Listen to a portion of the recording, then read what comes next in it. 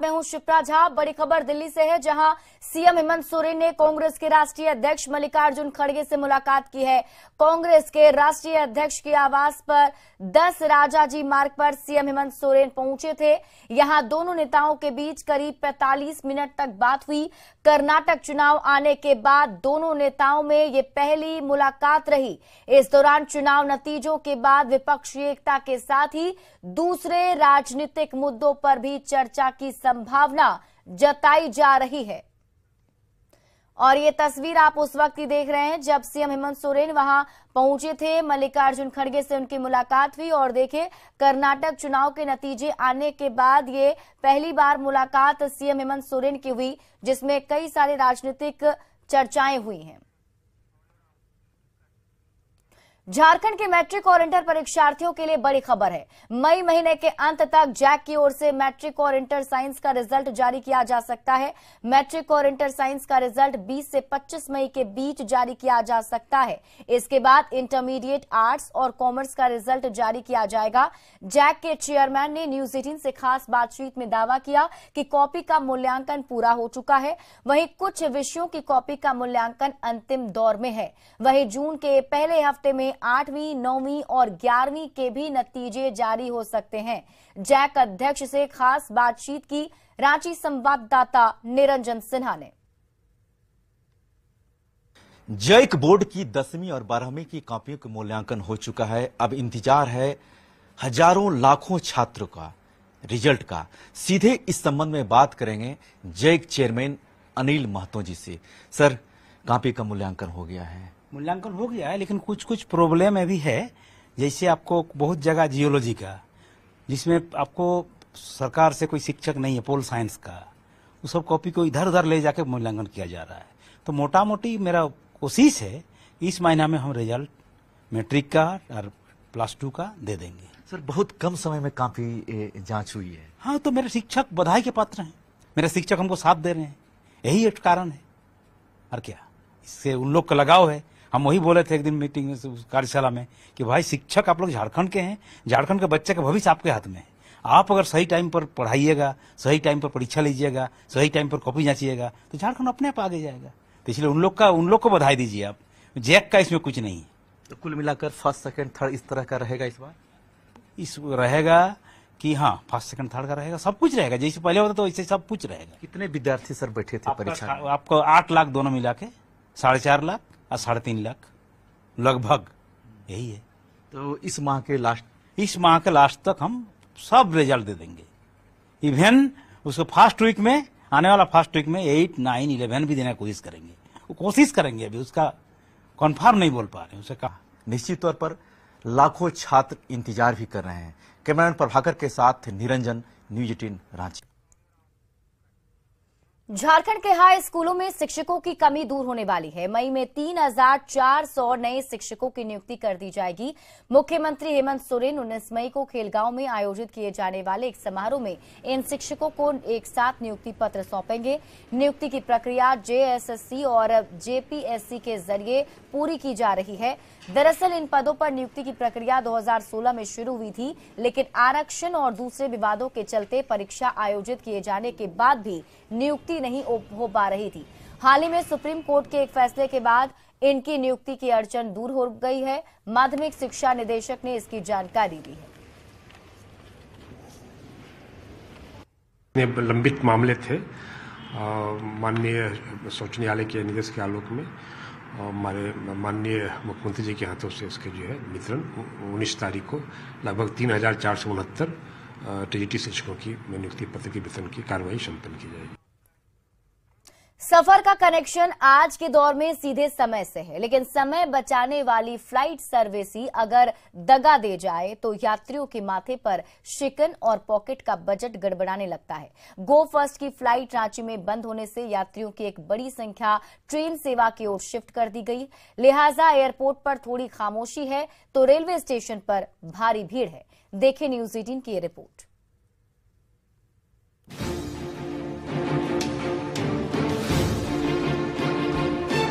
आसमान जब दगा दे जाए तो जमीन ही अपना सगा होता है। गो फर्स्ट की 4 फ्लाइट रांची के बिरसा मुंडा एयरपोर्ट से बंद होने के बाद रांची रेलवे स्टेशन पर इसका साइड इफेक्ट साफ नजर आ रहा है। एयरपोर्ट पर एक तरफ जहां खामोशी है तो दूसरी ओर रांची रेलवे स्टेशन पर यात्रियों की उमड़ी भीड़। बिरसा मुंडा एयरपोर्ट के डायरेक्टर को उम्मीद है कि जल्द ही हालात काबू में होंगे, वहीं रेलवे भी हालात पर नजर बनाए हुए है। डिमांड ज़्यादा है, सप्लाई कम है, इसलिए थोड़ा सा उन्होंने फेयर ज़्यादा किया है। लेकिन हम उम्मीद करेंगे कि फ्यूचर में गो एयर हो सकता है कि दोबारा अपनी विमान सेवा चालू कर दे और फ्यूचर में यहाँ से आकाशा भी उम्मीद है कि हमको जून या जुलाई में आकाशा भी चालू करने का उम्मीद है हमको। रेलवे हमेशा रूटीनली मॉनिटर करती है कि क्या वेट लिस्ट चल रही है, तो रूटीनली इस चीज़ को मॉनिटर करते हैं ताकि रेल यात्रियों का वेट लिस्ट क्लियर हो सके। घर जाने को बेताब लोगों की भीड़ अब एयरपोर्ट से रेलवे की ओर शिफ्ट कर चुकी है। वहीं ट्रेन के लिए बढ़ी भीड़ से आम यात्री भी अचरज में दिख रहे हैं। वो इकोनॉमिकल फ्लाइट्स होती हैं जो उनके कैंसिल होने से अब इंडिगो जैसी इकोनॉमिकल फ्लाइट भी बहुत ज़्यादा चार्ज ले रही है, जिसकी वजह से भले ही हमें 2-3 स्टेशन की जर्नी करनी पड़ रही है, लेकिन करना पड़ रहा है, क्या करें। हम तो पटना जा रहे हैं ऐसे, लेकिन देख रहे हैं कि पहले भीड़ नहीं रहा करता था, लेकिन अभी तो इतना भीड़ बढ़ गया है, हमको तो पता ही नहीं चल रहा है कि हम पटना जा रहे हैं, लग रहा है कि दूसरे जगह कहीं जा रहे हैं। आम जो यात्री हैं, आम आदमी जो है ट्रेन में ही सफर करता है, लिहाजा एक बार जो है फिर एयरपोर्ट की भीड़ रांची रेलवे स्टेशन पर शिफ्ट होती नजर आ रही है। संजय कुमार सिन्हा, न्यूज़ 18 रांची। पलामू में शादी से इनकार करने पर एक युवती को गांव में सिर मुंडवाकर घुमाया गया। यह आरोप गांव के लोगों के साथ ही उसके चचेरे भाइयों पर भी लगा है। गांव में घुमाने के बाद लोगों ने उसे जंगल में छोड़ दिया। मामले की जानकारी मिलने के बाद पुलिस मौके पर पहुंची और उसका रेस्क्यू किया। पीड़ित युवती के शरीर पर मारपीट के निशान हैं, जिसके बाद उसे इलाज के लिए एमएमसीएच भेजा गया। वहीं आरोपियों के खिलाफ मामला दर्ज कर पुलिस आगे की जांच में जुट गई है। पाटन थाना क्षेत्र के जोगीडी इलाके की घटना है। पीड़ित युवती ने बताया कि उसके माता पिता की 8 साल पहले मौत हो चुकी है। ऐसे में उसके परिजन जबरन उसकी शादी कराना चाह रहे थे। शादी से नाराज होकर वो घर से भाग गई थी और जब घर लौटी तो उसके साथ ये व्यवहार किया गया। जूता के चप्पल पहिरा करके और चूना के टीका लगा के बाल काट करके और जंगल तरफ खेदर गया दिया था, ठेल ढकोल के पहुंचा दिया था, उधर ही छोड़ दिया। क्यों आखिर ऐसा क्यों किया? कि नहीं शादी करे है इसीलिए। कब शादी हो रही थी? 4था महीना 19 तारीख जबरन शादी करवाया? हाँ, जबरदस्ती कर रहा था, हम नहीं करने के लिए चाह रहे थे, सब जबरदस्ती करा रहा था। इसका शादी होने वाला था शायद, तो ये शादी करना नहीं चाह रही थी, बस इतना ही हम तो जानते हैं। इसको तो सर लोग लाए थे, हम तो हॉस्पिटल से लेके आए। हाँ, मेडिकल जांच हुआ था तो मार का निशान है और कुछ नहीं। और इस खबर के सामने आने के बाद कई सारे सवाल हैं जो उठ रहे हैं। न्यूज़ 18 भी सवाल पूछता है, जबरन क्यों कराई जा रही थी शादी? सवाल ये भी कि इनकार करने पर क्यों मुंडवाया गया सिर? आरोपियों पर सख्त कार्रवाई कब तक पुलिस करेगी?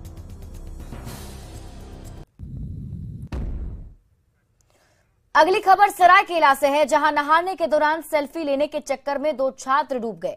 गम्हरिया थाना क्षेत्र के जिलिंगोड़ा डैम की एक घटना है। स्थानीय लोगों की सहायता से दोनों को नदी से बाहर निकाला गया, लेकिन तब तक दोनों की मौत हो चुकी थी। मृतकों की पहचान 17 साल के शोभित सिंह और 16 साल के स्वराज कुमार के रूप में की गई।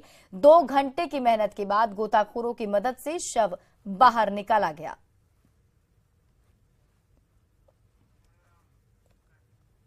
पाकुड़ शहर में अतिक्रमण की वजह से सड़क जाम की समस्या आम है। ऐसे में जाम के लिए नासूर बन चुके अतिक्रमण पर प्रशासन की ओर से बुलडोजर चलाया गया। नगर परिषद की टीम ने पुलिस बल के सहयोग से टाउन क्लीन ऑपरेशन चलाया। करीब 3 घंटे से अधिक देर तक चले ऑपरेशन के बाद अतिक्रमण की वजह से संकरी बनी सड़क साफ और चौड़ी दिख रही है।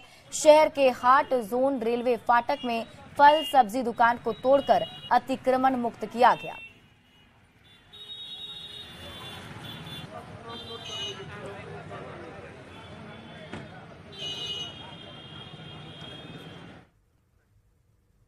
जमशेदपुर में तेज आंधी पानी से कई इलाके में भारी नुकसान पहुंचा है। कई जगह पर पेड़ टूटकर सड़क पर गिरे पड़े तो कई जगह बिजली के पोल भी नुकसान उसे पहुंचा है। करीब 3 मिनट की तेज आंधी और पानी से जमशेदपुर के जुबली पार्क सड़क, TMH हॉस्पिटल के सामने, जमशेदपुर लिंक रोड, साक्षी शीतला मंदिर के समीप समेत कई जगह पर पेड़ टूटकर सड़क पर गिर पड़े, जिससे आवागमन बाधित हो गया। हालांकि जुस्को कर्मी ने त्वरित कार्रवाई करते हुए सड़क पर गिरे हुए पेड़ों को हटाने का काम भी शुरू कर दिया।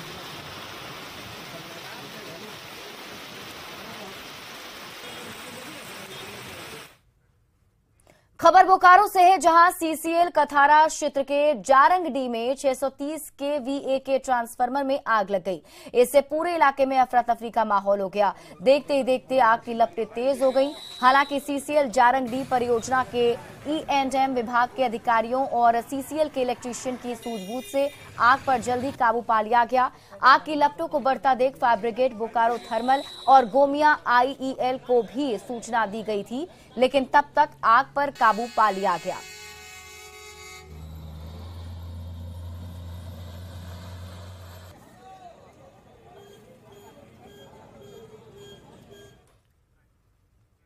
अपराध और साइबर की गठजोड़ की वजह से अब पुलिस की जांच में कई तरह की चुनौतियां सामने आ रही हैं।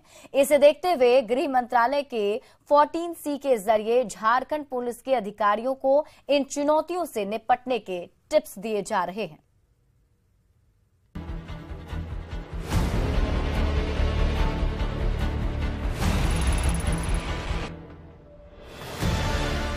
समय के साथ साथ क्राइम का भी पैटर्न बदल रहा है। क्राइम के इन्वेस्टिगेशन में अब टेक्निकल सपोर्ट की बहुत ज्यादा आवश्यकता होती है। खासतौर से संगठित आपराधिक गिरोह हो या फिर साइबर क्राइम से जुड़े मामले या फिर छोटे मोटे अपराध की वारदात, इस तरह के केस के खुलासे में भी टेक्निकली साउंड होना पुलिस कर्मियों के लिए आवश्यक है। इसे देखते हुए अपराध अनुसंधान में आने वाले चुनौतियों और साक्ष्य संकलन को लेकर पुलिस अफसरों को जानकारियां दी जा रही है। इसे लेकर गृह मंत्रालय के I4C यानी Indian cyber crime coordination centre की मदद ली जा रही है। और न सिर्फ ये इकोनॉमिक पहलुओं को छूता है, बल्कि आजकल तो जो अन्य विभिन्न किस्म के अपराध हैं, ट्रेडिशनल कन्वेंशनल अपराध हैं, जैसे कि एक्सटॉर्शन वगैरह है और इस तरीके के, उसमें भी काफ़ी उसमें परेशानी आती है। तो उसको काबू करने में, कंट्रोल करने में और डिटेक्ट करने में इस तरीके के कार्यक्रम से काफ़ी फायदा होगा। Malicious software, virtual call, WhatsApp, VoIP call in दिनों न सिर्फ साइबर अपराधियों के अहम हथियार हैं, बल्कि दूसरे अपराधी भी इस तकनीक का इस्तेमाल कर रहे हैं। कई बार गवाह कोर्ट में अपने बयान से मुकर जाते हैं। ऐसे में अपराधियों को सजा नहीं मिल पाती। ऐसे में आपराधिक वारदात में डिजिटल फुटप्रिंट ऐसे साक्ष्यों के रूप में सामने आते हैं, जिसे दरकिनार करना आसान नहीं होता है और अपराधी को उसके किए की सजा मिल पाती है। Part 1 was tools and technologies, part 2 was by I4C and part 3 जो आज चल रही है जिसमें VoIP, voice over internet protocol, WhatsApp call जो आ रही है इंटरनेशनल नंबर से, उनको कैसे पकड़ना है, जो अमाउंट्स ट्रांसफर हो रही है उनको कैसे करना है, ILD कॉल्स कैसे आ रही है, सबके बारे में बताया जाएगा। बहरहाल साइबर थ्रेट और अपराधियों की वारदात में डिजिटल फुटप्रिंट इन दिनों अनुसंधान में काफी अहम है। इसे देखते हुए झारखंड पुलिस ऑफिसरों को वर्तमान और भविष्य के लिए ट्रेन किया जाना एक दूरदर्शी कदम साबित हो सकता है। ओम प्रकाश, न्यूज़ 18, रांची। धनबाद में BCCL और उसके आउटसोर्सिंग कंपनियों में नियोजन या समायोजन की मांग को लेकर सैकड़ों अप्रेंटिस का आंदोलन जारी है। अप्रेंटिस पिछले 6 महीने से आंदोलन पर बैठे हैं और अब कांग्रेस का समर्थन मिलने से उन्हें राहत मिलने की उम्मीद बढ़ गई है। कोयला भवन मुख्यालय के पास धरना दे रहे आंदोलनकारियों का कांग्रेस ने समर्थन किया है। आंदोलनकारियों ने कोयला भवन गेट और सड़क को जाम करने की कोशिश की। इस दौरान सुरक्षा में तैनात CISF जवानों से कांग्रेस जिला अध्यक्ष और आंदोलनकारियों की बहसबाजी भी हो गई, जिससे माहौल तनावपूर्ण हो गया। बाद में DP से वार्ता के बाद आंदोलन को स्थगित करने का फैसला लिया गया। वहीं रोजगार को जल्द फैसला नहीं लेने पर फिर आंदोलन की चेतावनी दी गई। सब प्रशिक्षित ITI अप्रेंटिस प्रशिक्षु हैं जो BCCL से 1 वर्ष का प्रशिक्षण हम लोग पूरा किए और प्रशिक्षण समाप्त होने के बाद बीसीसीएल में लगभग 30 वर्षों से तकनीकी पदों पर भर्तियां भी बंद पड़ी है। तो हम लोग कंपनी से डिमांड कर रहे थे कि हम लोगों को जीने खाने के लिए कम से कम आउटसोर्सिंग में भी हम लोग का रोजगार मुहैया कराया जाए। हमने बेरोजगार नौजवानों का लिस्ट मांगा है, हम लिस्ट बना करके 1 से 2 दिनों में सारा लिस्ट उनको दे देंगे और उन्होंने आश्वस्त किया कि 14 आउटसोर्सिंग कंपनियों में थोड़ा कर करके सबको एडजस्ट कराया जाएगा। अगर वो नहीं कराते हैं तो पूरा हम लोग उग्र आंदोलन करने के लिए बात हो गई। ये हम लोगों ने डीपी बता दिया। अपना गढ़ बचाने की अंतिम कोशिश के तहत नक्सलियों ने आज पूर्वी भारत बंद का आह्वान किया। इसे देखते हुए झारखंड पुलिस अलर्ट मोड में दिख रही है। सभी जिलों के एसपी को अलर्ट किया गया है। वहीं जिन इलाकों में सुरक्षा बलों की ओर से ऑपरेशन चलाया जा रहा है वहां विशेष सावधानी बरतने के निर्देश दिए गए हैं। बता दें कि चतरा में 5 नक्सलियों को एक साथ मुठभेड़ में मार गिराने के बाद नक्सलियों को गहरी चोट लगी है। वहीं छत्तीसगढ़ में स्पेशल ऑपरेशन के बाद झारखंड के चाईबासा में नक्सलियों के खिलाफ विशेष कार्रवाई की जा रही है, जिससे नक्सली बौखला गए हैं। अभी भी शेष हैं जहां पर कुछ घटनाएं हो रही हैं, तो उससे अधिकतर जो है वो ग्रामीणों को ही नुकसान पहुंच रहा है। जो बेगुनाह ग्रामीण है, चाहे तो वो इंजर्ड हो जा रहे हैं, चाहे उनकी मृत्यु हो जा रही है, जबकि वो अपने दैनिक जीवन यापन के लिए जो साधन है उसी को मुहैया करने के लिए जाते हैं।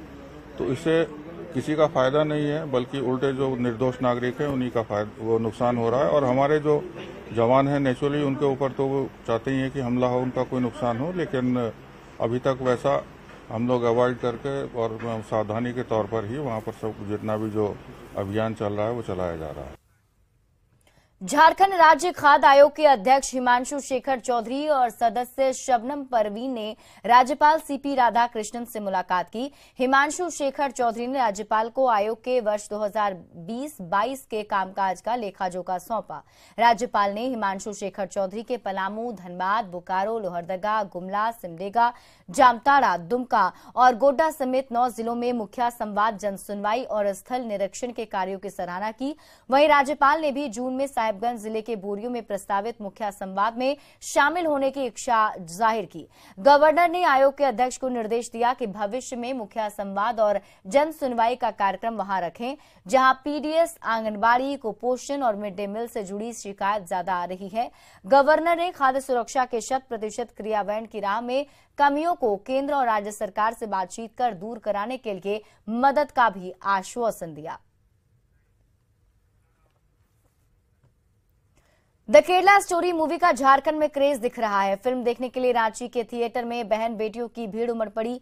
भीड़ इतनी ज्यादा थी कि हॉल में कम पड़ गई जगह और इसके बाद इनके बैठने के लिए हॉल में अलग से अतिरिक्त कुर्सियों की व्यवस्था करनी पड़ी।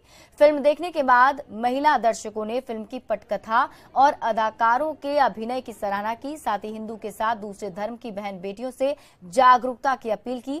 वहीं हॉल के अंदर से बाहर तक जय श्री राम के नारे भी लगाए। तो एक राज्य के पूर्व मुख्यमंत्री के द्वारा स्टेटमेंट दे दिया जाता है कि केरल आने वाले समय में जो है लव जिहाद का गढ़ बन रहा है और आने वाले समय में और बड़ा गढ़ बनने वाला है। तो एक राज्य का यह फिल्म है, लेकिन यह द केरल स्टोरी नहीं, यह द इंडिया स्टोरी है। भारत के 29 राज्य में इस प्रकार की घटनाएं घट रही हैं। सर, ये लड़कियों के लिए बताया जा रहा है कि लड़कियों को सेफ्टी कैसे रहना चाहिए। हम लोग के देश में बहुत सारे अत्याचार हो रहा है, उन सब के बारे में बताया जा रहा है कि कैसे क्या करना चाहिए। देखना जरूरी है क्योंकि फिल्म में, क्योंकि इस धर्म, हिंदू धर्म के लिए ना मानने वाली लड़कियों लोग को मुस्लिम लोग अपने जामे फंसा के लिए अपने आकर्षित कर लेते हैं, इसलिए हिंदू लड़की लोग को देखना बहुत ही जरूरी है। ये मूवी देखना जरूरी, खासकर हिंदू लड़की लोग के लिए ज्यादा इम्पोर्टेंट है। हिंदू लड़की लोग समझे कि मुस्लिम धर्म में कभी हिंदू लड़की नहीं जा सकती है। केरला स्टोरी आप देख सकते हैं कि रांची के प्लाजा सिनेमा में ये वही स्टूडेंट हैं, कॉलेज के स्टूडेंट हैं, इस पर फिल्म बनाई गई है द केरला स्टोरी। आप देखें यहाँ पर पूरा का खचाखच भीड़ भरा हुआ है और लगातार जय श्री राम के नारे लग रहे हैं। पूरी तरह से आप देखें कि पूरा हॉल भर चुका है। अब ये मूवी बनाई गई है कि किस तरह से यहाँ पर लगातार ये जो लड़कियां हैं जिसकी उम्र 18 से 25-30 के बीच में है और सभी जय श्री राम के लगातार नारे लगा रही हैं। हॉल के अंदर खच भरा हुआ है, यानी पूरी तरह से 600 एक साथ महिलाएं यहाँ पर मौजूद हैं। के साथ Niranjan, news 18 Ranchi. Hockey Jharkhand team राष्ट्रीय सब जूनियर महिला हॉकी चैंपियनशिप में उपविजेता बनकर लौटी है। विनर टीम का रांची के हटिया रेलवे स्टेशन पर भव्य स्वागत किया गया। हॉकी झारखंड के फाइनल मैच में हॉकी हरियाणा से 3-2 से शिकस्त मिली थी। 4 मई से 14 मई तक ओडिशा में राउरकेला के बिरसा मुंडा अंतर्राष्ट्रीय हॉकी स्टेडियम में 13वीं हॉकी इंडिया राष्ट्रीय सब जूनियर महिला हॉकी चैंपियनशिप का आयोजन किया गया था। इस पूरे टूर्नामेंट में हॉकी झारखंड ने शानदार खेल का प्रदर्शन किया। फाइनल मैच में भी झारखंड की महिला खिलाड़ियों ने हरियाणा को जोरदार टक्कर दी। कोच करुणापूर्ति के साथ टीम की सभी खिलाड़ियों को माला पहनाकर स्वागत किया गया। इस दौरान हॉकी झारखंड के पदाधिकारियों के साथ ही कई पूर्व अंतर्राष्ट्रीय खिलाड़ियां भी शामिल हुए।